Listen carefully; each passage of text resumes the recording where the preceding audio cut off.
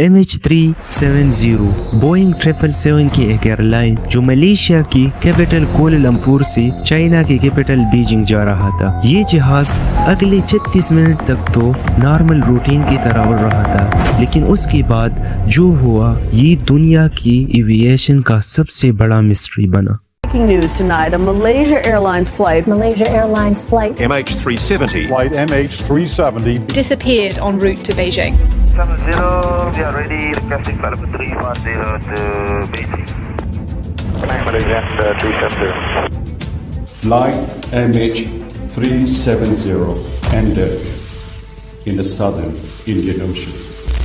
नाजरीन, ये बात है आज से तकरीबन 12 साल पहले 8 मार्च 2014 की, जब मलेशिया की एक एयरलाइन MH370 मलेशिया के एयरपोर्ट कोलालमपुर से चाइना की बीजिंग जा रहा था। प्लेन में 2 पायलट्स थी, 10 क्रू मेंबर्स और 227 पैसेंजर थी। प्लेन को एक सीनियर पायलट कंट्रोल कर रहा था जिसका नाम कैप्टन जहारी अहमद शाह था और जिसकी 33 साल एक्सपीरियंस थी। उसके साथ एक को पायलट था जिसका नाम फरीक अब्दुल हमीद था, जिसका उम्र 27 साल थी और उसका 7 साल एक्सपीरियंस था। पैसेंजर में से ज़्यादातर चाइनीज़ थे। 8 मार्च 2014 की रात 12:41 पर MH370 कोलालमपुर की इंटरनेशनल एयरपोर्ट से टेक ऑफ करता है बीजिंग के लिए।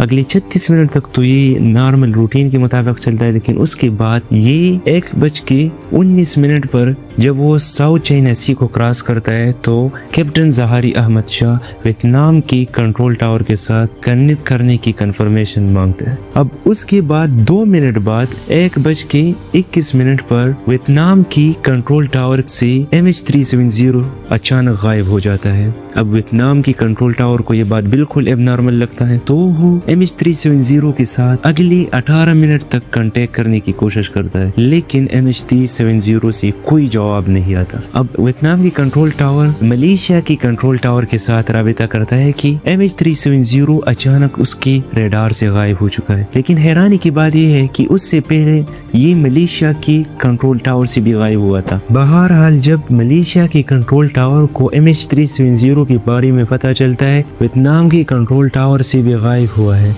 तो दुनिया का सबसे बड़ा एविएशन सर्च ऑपरेशन लॉन्च करता है। इस ऑपरेशन में तकरीबन 7 कंट्रीज जॉइंटली MH370 को गल्फ ऑफ थाईलैंड से लेकर साउथ चाइना सी में ढूंढता है, लेकिन तब तक बहुत देर हो चुका था।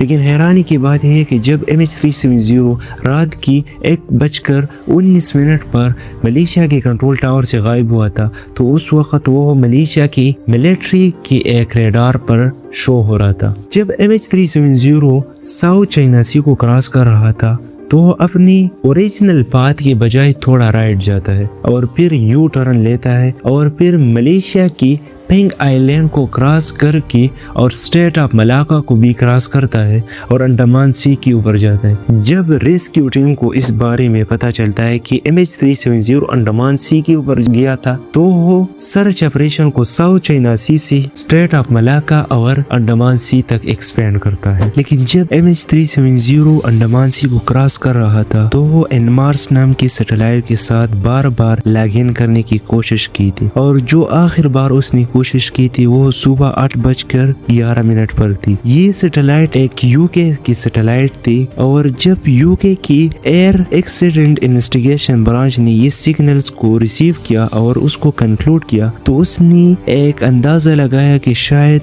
MH370 इंडियन ओशन के नॉर्थ वेस्ट पर और ऑस्ट्रेलिया की वेस्ट से 2500 किलोमीटर दूरी पर क्रैश किया होगा।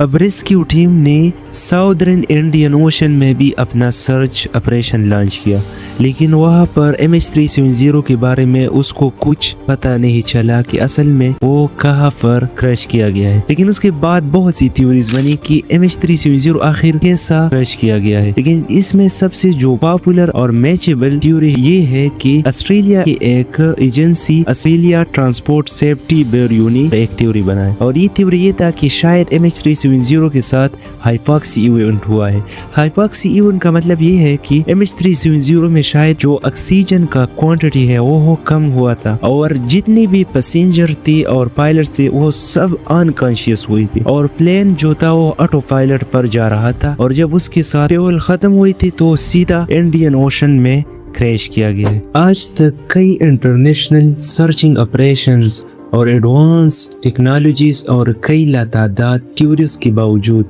MH370 दुनिया की एविएशन की मिस्ट्रियों में से एक बड़ा मिस्ट्री रहा है। उम्मीद है आप सबको ये वीडियो अच्छी लगी हो और अगर वीडियो अच्छी लगी हो चैनल को सब्सक्राइब करना मत भूलिए।